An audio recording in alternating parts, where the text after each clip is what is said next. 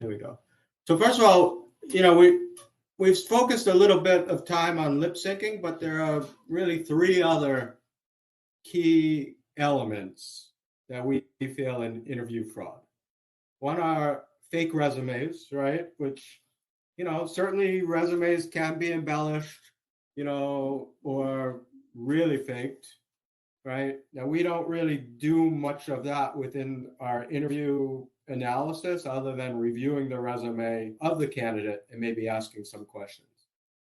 The second and probably the largest element of fraud that we see are consulting external resources. And this particularly, I think, acute, in technology or programming, right? When there's a programming section or they're asked to do some kind of answer a tech question with some coding. And oftentimes a candidate will then consult an external source, whether it's the library on GitHub or a Stack Overflow or something like that. And what happens is, as Miriam said, and others, they kind of wander their eyes, look up. But within our system, we do track that when they move from the video to another tab, we identify that, right? And that's typically where they're consulting external resources. I guess alternatively, if they're looking down at their phone or a book like this, you can kind of see that, right, in the video as well, right? Right. So the smart way to commit fraud here is to have a second screen.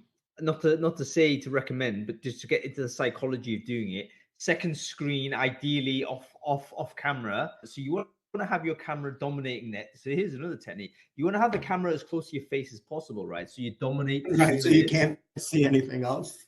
Exactly. And then so you're not like right at the back and then your head's swiveling this way. So yeah, some top tips here. Okay, just to help us spot the frame.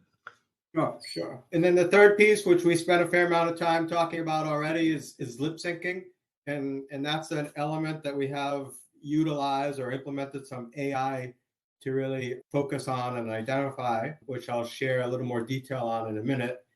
And then lastly, it may be the most egregious, are these proxy participants where, I know, Hung is a programming expert, right? And he's my friend. He takes the interview for me and he does a fabulous job.